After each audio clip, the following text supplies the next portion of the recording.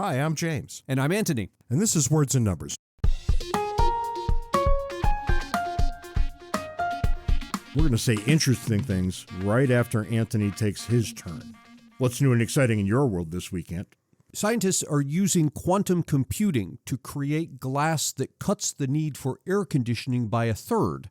Don't ask me how it works, I have no idea, but I can imagine that what's going on is at the molecular level, the glass is being created to reflect more infrared light, so less solar heat comes in, so you need less air conditioning. And all of that is interesting unto itself. But what really got me thinking was that they used quantum computing to do it. And here's something else I don't know a lot about, but what I do know is that where regular computers use ones and zeros in their internals to make calculations, quantum computers do better than that. Let's just say it like that. The bottom line is that a quantum computer, because it isn't restricted to the 1 and 0 space, can perform many calculations simultaneously, so much so that a quantum computer can do as much work in a second as your PC does in 40,000 years of nonstop work. Get out of here. Yeah, and what that means is for the first time you can do, and that's what they have done here in discovering the glass that reflects the more infrared radiation, you can do what's called computational discovery. That is, you've got some problem and you don't know what the solution is, but you are able to mathematically represent the problem. You give it to the computer and you say, try a whole bunch of things, come back and tell me what worked.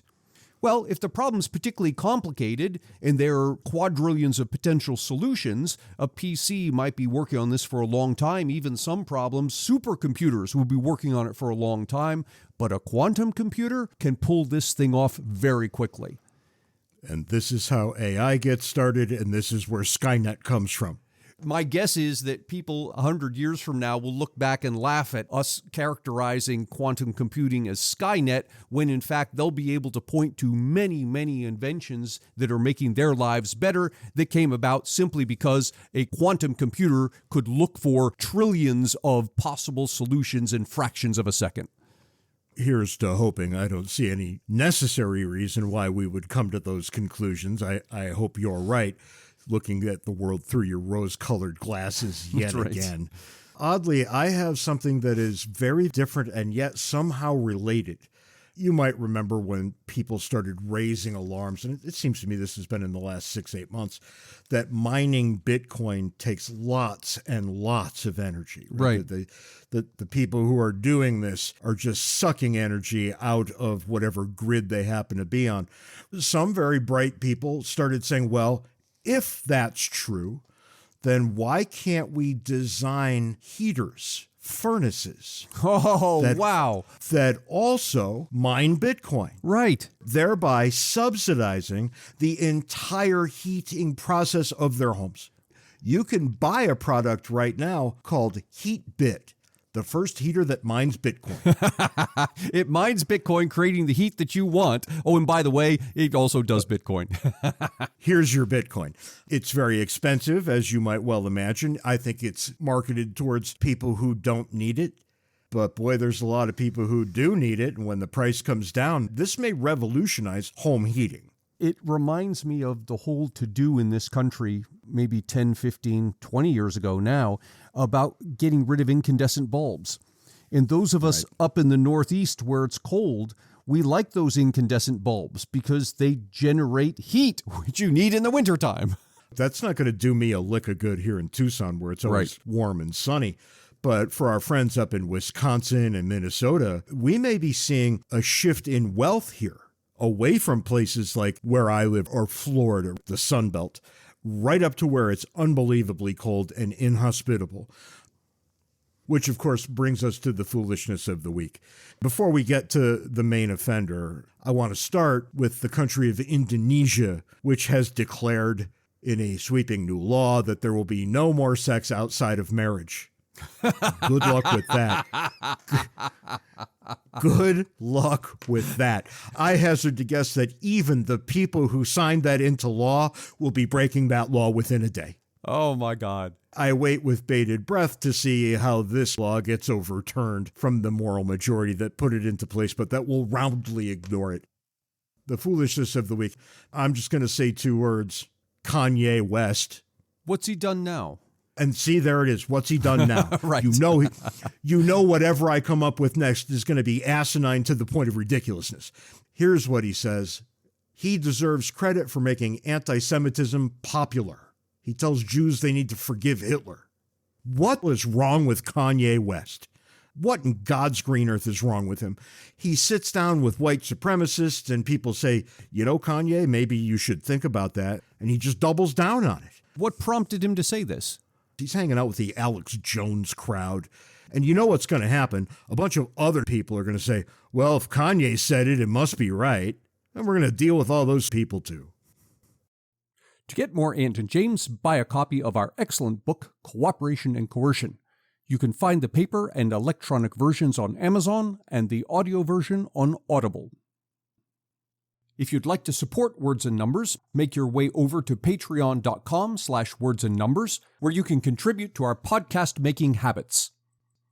If you'd like to schedule us to come speak at your event, be it corporate or educational, or have James officiate at your wedding, send us an email at wordsandnumberspodcast@gmail.com. We're here at Susquehanna University in Selinsgrove, Pennsylvania. Turns out it's one of the most beautiful places I've seen. It is. You've got a beautiful campus here. I live in Tucson, Arizona, where everything is a shade of brown. Being on a campus like this is really something. I grew up in Connecticut, and it kind of reminds me of home. We have this podcast, Words and Numbers. We come out every Wednesday where we talk about whatever it is that's going on in the world, seen through the eyes of an economist and a political scientist. We're in the top 1% of podcasts in the world, which sounds really cool until you realize there are so many crappy podcasts in the world. To be in the top 1% doesn't take that much. It doesn't mean as much as you think it would. But we still try to take some credit. That's right. We're here to talk about restrictions on regulation. We want to take 2 views of this. So when people think about restriction on regulation, first off, people think regulation means government action only. Now, to economists, it means something more than that. That is, that markets can regulate. As we think about restrictions on regulations, think about government regulations specifically. And we can think about 2 ends of a continuum, a lower limit and upper limit. That is, when we think of regulation, government regulation, we tend to think, okay, what's the upper limit? How much is too much? But I think there's also a lower limit, that you can say there's a point at which too little government regulation is a bad idea as well. And if you start to think about it like that, you'll notice some common ground amongst our brothers and sisters on the left and those on the right. Those on the left are concerned, and I think rightly so, about situations in which there is not enough government regulation. And those of us on the right tend to think the other way. We're concerned about situations in which there's too much government regulation. And I think the 2 sides are both right in many instances, and I think they're both wrong in many instances. And what we want to do tonight is explore that space in between. And it is interesting, right? When you think of regulation, my instinct is to find the dumbest example I can find and use that as a bit of a straw man, right? So I shouldn't admit to doing this, but I do this. And I remember when I was young, I grew up in Connecticut, a town that looked almost exactly like this one. The alcohol laws were bizarre. Couldn't figure them out to save our lives. At 8 p.m., you could not buy alcohol anymore. Then you could also not buy alcohol on a Sunday or any religious holiday. Secular holidays, for some reason, not a problem. Then in the grocery stores, they would actually take up these big giant tarps and put them over the beer so you couldn't even gaze upon the beer, right, let alone buy it. And I always thought this is regulation at its finest right here. You have to take a gigantic piece of cloth and put them over the Budweiser cases. And somehow we would all be saved if we just did this. It's not like that anymore. People finally became sensible about these things. So you can find some examples, right, where overregulation just kind of disappeared. It's not the norm. You're going to usually find it going in the other direction. But at least we can say, look, I've seen circumstances under which this nonsense has disappeared. It's actually a hopeful way to start when you're thinking about this sort of thing. I'll say in the other direction of places where the regulation has blossomed. Typically, not always, but typically blossoms under the aegis of protecting consumers. And this is the thing that politicians will frequently say is that, well, we need this regulation to protect consumers. I give you as just one set of examples, government licensing. That is, instances in which the government requires a license for someone to do a particular job. In the 1970s, about 1/20th of jobs, so 5% of jobs in this country required some form of government licensing, that you could not do this job without the government blessing you and saying, verily, you could do this. And the idea was, this is a form of regulation, right? We're going to make sure that only people who are qualified to do whatever these jobs are can do these jobs. So 5% of jobs, 1 in 20, back in the 1970s. Today, it's 1/3. 1/3 of the jobs in this country require some form of government licensing. And you can find some world-class idiocy here, right? You can. You can find some legitimate cases, but also a lot of idiocy. Some real nonsense. And I'll point you to the Institute for Justice. They do world-class work on this. And I've got two, I think, that are beyond stupid. One of them is from Louisiana, where in order to braid hair, you have to have a license. As if you might braid hair incorrectly and we'll all die. Think about what you're saying here. To braid hair, something that little girls, my daughters used to do this for fun. It doesn't take a whole lot of training to do this sort of thing. And if you go to a place and you get your hair braided poorly, you could just go to another place. Really no harm, no foul. So there's that. And then there's, I think, a more pernicious kind. I think it's also in Louisiana. You should notice a theme here. A group of monks made coffins. Their work was so good, as a matter of fact, that I bought one of their wooden urns for my mother's ashes. So it sits on my mantle. I always like to support the people who I think are out there fighting the good fight, and these monks certainly were. Because the state government said, you can't make a coffin unless you have a license. What kind of harm are we going to avoid? It was more than that. You had to have a licensed mortician on premises, but they didn't deal with dead bodies. All they did was make coffins. They dealt with wooden coffins. Yeah. And you start seeing this kind of thing appearing over and over and over, and it does. If you went out and just started doing some word searches on Google, you'd be busy for the rest of the day. And how long does it take to realize that we're not saving anybody any trouble, we're not solving any problems, we're just getting in the way? On the coffin side, why are we getting in the way, and who was standing athwart the monks who were making the coffins? And you find out it's the local funeral industry. Right. It's not consumers who are somehow being endangered, it's competitors. That's right. And what they could do, they learned, was they could just force these monks out of business by requiring ever more ridiculous licensure. And that's exactly what they did, and it goes on and on and on. It was a decades-long fight. And the Institute for Justice fought it on their behalf. From the legal side, they were eventually allowed, let me look at the words we choose to use here. It seems like we were doing them a favor by permitting them to make a wooden box. There's a similar case, and I think the hair braiding was Maryland, now I'm thinking about it, because this next case I'm going to give you is also Louisiana. It's flower arrangers. Right. So not florists, people who grow flowers. I mean people who take flowers and arrange them in vases. This is a licensed occupation in Louisiana. You have to have a license to do this.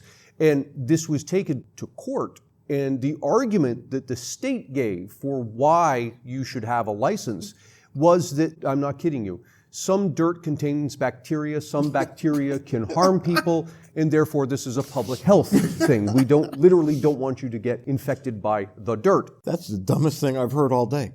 And if you dig into it, what you find is the process for getting a flower arranger license in Louisiana is that you apply to the board that issues these licenses on behalf of the state.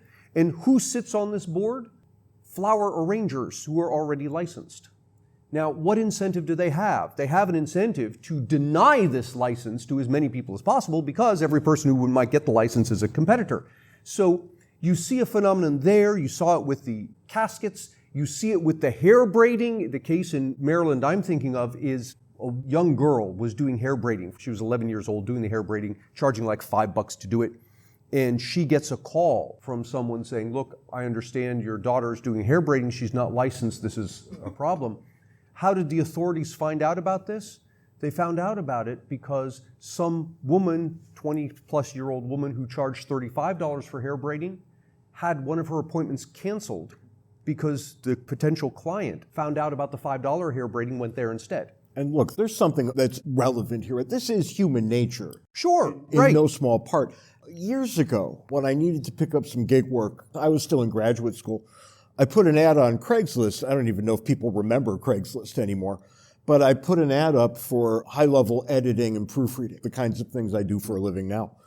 And what I found was my posts were flagged almost instantaneously, over and over and over again until they disappeared. Because all the other people who did the editing, They didn't want the competition. they would just come after Right. me. Human beings do behave this way, right? We isolate a corner of the world, and we think that we're the ones that have the final say on how things go there. And yet when you see it unfold, when you see it transpire, it's offensive. It's offensive, but it's understandable also. It's human behavior. And we have a name for this in economics. We call it regulatory capture. And regulatory capture is this phenomenon wherein the government inserts itself as a regulator. Of course, who's in the government ostensibly doing the regulator? It's the legislature setting up the system and whoever it is, the bureaucrats that administer the system, none of whom are experts in the thing being regulated. So what do? They do the natural thing any intelligent person would do. If you were one of the bureaucrats and you're charged with regulating the coffin industry and you don't know anything about coffins, you're going to turn to experts. Who are the experts? The people who are already in the industry. That's right. And all of a sudden, those people who are already in the industry now have the ability to influence your regulations. Anybody who deals with coffins is probably dealing with bodies. They should have a licensed mortician plus the setup that you deal with the bodies and all of that. And that sounds to the bureaucrat quite reasonable. It sounds to the public quite reasonable. The only person who really knows what's going on are the people in the industry who know that with this kind of restriction in place, it makes it way expensive for the coffin makers to compete. And they usually take the approach of, let's make the application process as onerous as we possibly can.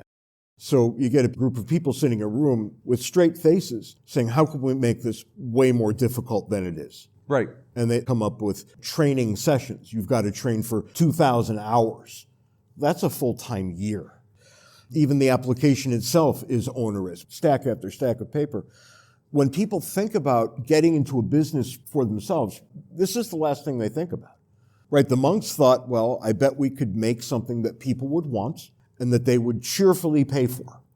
And that's exactly what they did. They went and they made this world-class coffins, world-class urns, and then they got everybody angry. Yeah, and I think there, James, you open up a new door. So we're talking about regulatory capture and how people can co-opt the system to their benefit.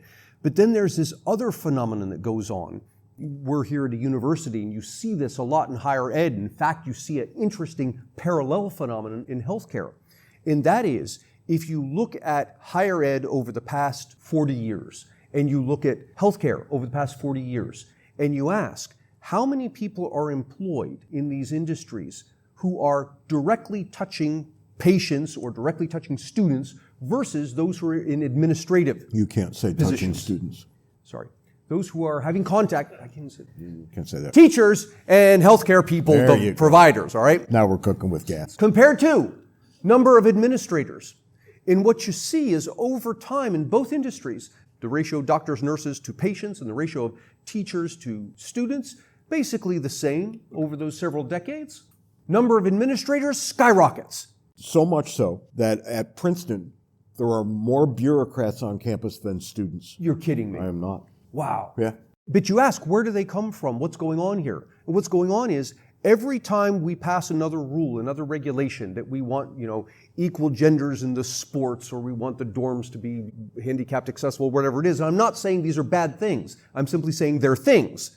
And every time we pass a rule to say, okay, we need to have more things, more regulation, the schools, the hospitals have to hire people, first off, to bring us into compliance with this new rule. Secondly, to develop processes internally to make sure we remain compliant and we report the way we're supposed to report, and people to oversee those people, because these are now employees who have, I've got HR issues, I've got managerial issues, all of this. And before you know it, you've got politicians making rules, saying, wouldn't it be nice if we had a rule, a regulation that said the following? Not understanding that on the back end, you just increase the number of employees that the hospitals or the universities need by 5%. And when you start talking about the cost of healthcare, and the student debt crisis, nobody will revisit these kinds of decisions. Once these are in place, they're in place forever. And at this point, we've got 1.1 administrators for every student at Princeton. And when it gets to the point, when everybody's at the point of Princeton, what does education look like then? Because we're really spending all of our time and effort doing some sort of compliance, not doing some sort of compliance class. With education on the side. Yeah. And healthcare has been very much the same story. We tend not to talk about healthcare much. We don't think we're qualified to do it. But I can tell you that if you just look at the costs, the story tells itself. Now, we talked a lot here about what we would both describe as ridiculous regulation and the problems that come along with it. But I want to go to the other end of the extreme, because I think there are places where regulation is good and proper, right? You do not want factories polluting the air, dumping stuff into the rivers.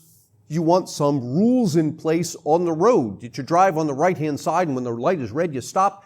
There are all sorts of rules that we need to be a smoothly functioning society. And I think those kinds of regulations are wonderful. Not to say they don't also come with certain kinds of regulatory capture involved, but it is to say that on the net, those kinds of regulations are quite beneficial. Right. And that second category that you talked about, driving on the right-hand side of the road, these are just administrative choices. It's this or that. It doesn't really matter which one we choose. This isn't the kind of thing that's going to run away from us. But that first one that you talked about, that one's going to get the best of us. Well, it's the tragedy of the commons, right, broadly construed, right? Anything that seems to be a thing that we all have to use or share, live under, that's where some problems are going to emerge. And it's not exactly clear how to handle them. And one very good option is to assign government the task of making sure that the air is pure, that no group or person can pollute the air, that the water is clean as it can possibly be. I don't think any of us would say, oh, I don't care about the air and the water. We shouldn't bother with that. You run into people who definitely do care, and for all kinds of perfectly good reasons. I'll tell you, I remember moving to California in 1995, and I got there in May to get to my PhD program. I rented an apartment. It was no great shakes, but, wasn't what I could afford. I would walk out on the patio. It was like a corner. I would look out, and it was all just kind of gray and dismal. And one day I walked out, maybe a month or so after I moved in, and I saw that within 3 miles of where I was living, there was a gigantic mountain. It was just hidden under all the smog. You look at that and you think, all right, it's obviously too bad here. There's something not right. Somebody isn't incentivized correctly here. And if you can't incentivize people correctly, you bring out the whip instead. All of a sudden, things got cleaner. So between the time I got there in 95 to now, the air quality in all of Southern California is demonstrably better. And that's the goal, right? To have demonstrably better conditions. It's just how you get them that causes the problem. But the story becomes even more interesting because we are now talking about instances in which regulation is good, keeping the environment clean, for example. But there are times in which you can do that using government with a light touch as opposed to government with a heavy touch. And here's an example of the difference. I want to prevent pollution. One way to do that is what I would call government with a heavy touch, which is the government comes out and says, okay, all you factories out there who are making whatever you're making, you may not emit more than so much carbon into the air. There's an interesting way to do it with a much lighter touch, and that is to say something like, factories may only emit a certain amount of carbon based on the number of carbon credits you have. And we, the government, will issue you carbon credits. So you get 10, you get 10, you get 10, everybody gets 10. That enables you to emit 10 tons of carbon. And here's the twist.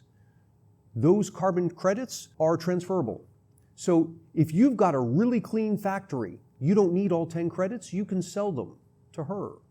She has an old factory that would otherwise emit more pollution. And under the heavy hand rule of you can only emit 10 each, she's got to go out of business or invest in a tremendous amount of money. And you have actually an incentive, if you've got a really clean factory, to back off because your factory emits 2 tons of pollution. The law says you can emit up to 10. You actually have a bit of an incentive to back off on the thing, go ahead and emit 10. It's more expensive to emit 2. So with the carbon tax credits, because they're transferable, this is government with a light touch, You get 10 credits, she gets 10 credits, you only need 2 of them, you sell your 8 extra to her. Now, 2 things happen. 1, she's got to pay a little bit more for credits because she's got to buy extra from you. 2, you get to recoup some of the money that you've invested into your very clean factory by selling off these credits. 3, these guys over here who are environmental nonprofit, they're concerned about reducing carbon across the board, they can step into the market and buy up credits also and just sit on them. That's right. And all of a sudden, you've got this interesting situation where the government has done one thing. It said the total amount of pollution is going to be X. And then it turned to the market and said, you all figure out how that breaks down. Some of you might do more, some of you might do less, some of you might not do any at all.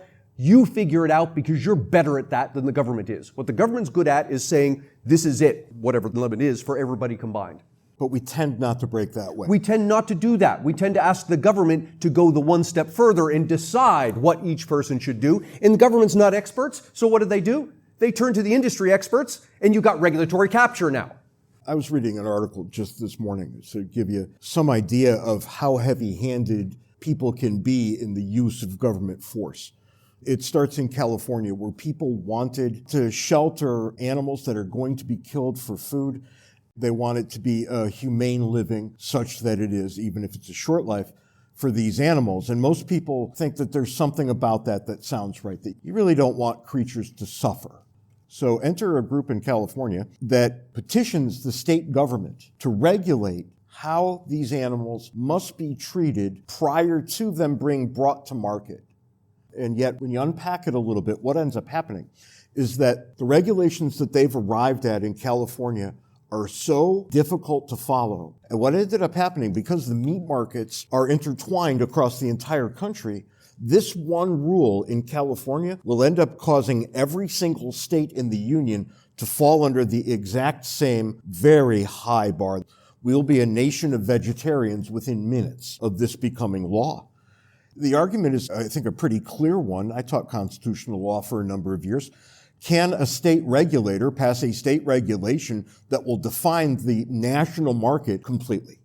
In California, that's their goal. In the other 49-ish states, well, we don't really want that to happen. And yet, here we are, and this is going to be heard by the Supreme Court in the next couple of weeks. Wow.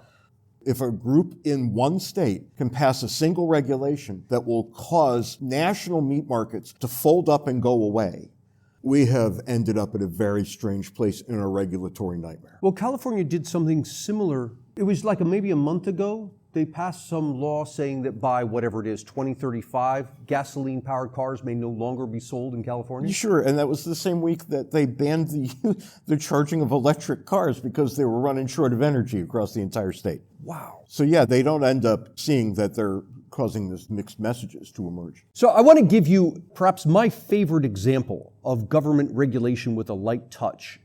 I want to compare and contrast 2 different scenarios.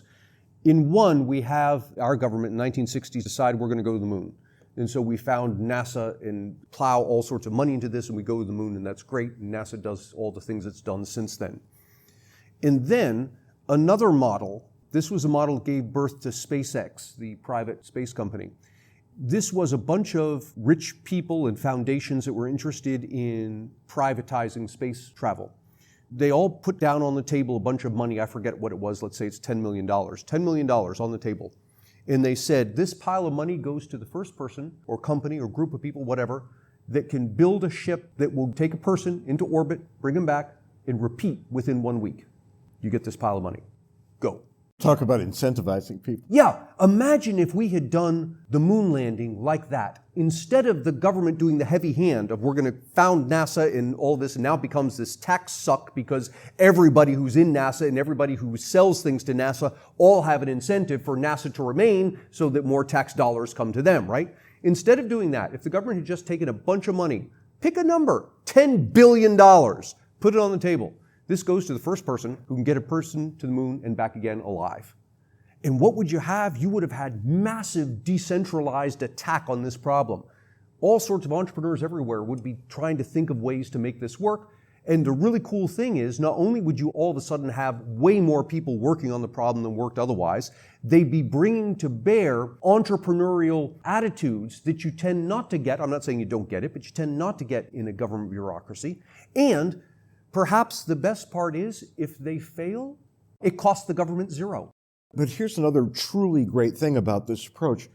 You get a multiplicity of attempts, right? People are coming from all kinds of different directions. And it may be the case that each of them has something very good to offer that we never would have considered had we just punted it over to NASA. Right. There might be 8 different approaches to the same problem, 6 of which are actually quite outstanding. And notice what happens as well. You don't have the NASA in the infrastructure. The thing is done. You got somebody to the moon, finished.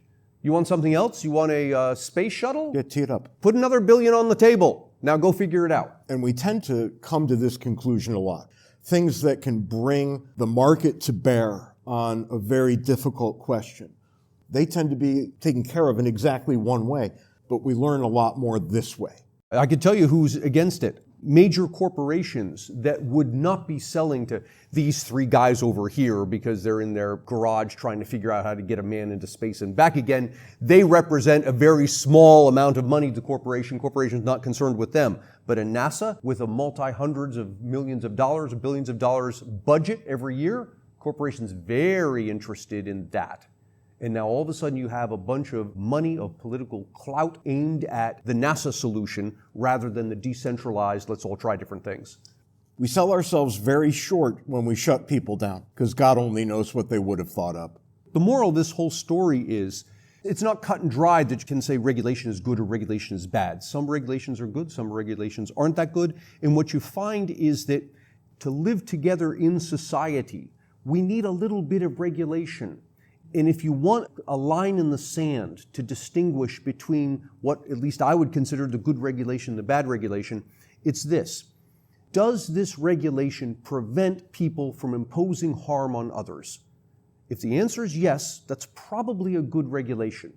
If the answer is no, it's probably not a good regulation. Now, when you answer that question, does this regulation prevent people from imposing harm on others, you've got to dig into it, because I don't mean what is the regulation intended to do or what is it publicized as doing, but what does it actually do?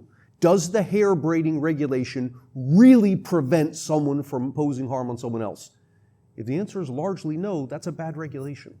And we see a lot of bad regulations, right? My knee-jerk reaction is to say they're all terrible. But in your more sober moments, you sit down and look at things and, all right, they're not as bad. And I think the way you put it just a minute ago matters, right? That we have to live together. And I remember when Ant and I lived in the same town for a while, maybe 5 years or so. And it was kind of a busybody town, right? Everybody was up in everybody else's business all the time. And my neighbors were certifiable lunatics. The woman would stand out and yell at me. I mean, just yell at me as I did whatever I was doing in my own yard. She would call me all kinds of names, and her husband would come out and stare me down. It was just ridiculous what was happening here. I was taking all the yard clippings and putting them all the way in the back of my property underneath a pine tree that was wholly on my property. And she called the town manager at home at 11 p.m. to report me for what I was doing there. And they sent out a team of people to look at the problem. And as usual, they said, what's the problem exactly now? Because it wasn't immediately clear.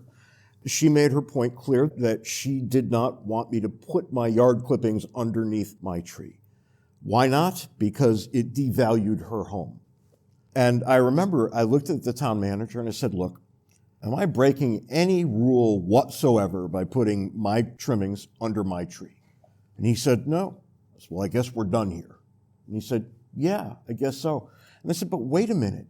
Last year, they installed this big fence around their entire property. The nosy neighbors. The nosy neighbors. And that was apparently to keep them from having to gaze upon the wonder of my grass clippings. That's right. And I said, when they put that up, they put the nice part of the fence facing in. But every code everywhere says when you put up a fence, the nice part has to stick out. And I said, so, I'm sorry that they brought you here for nothing.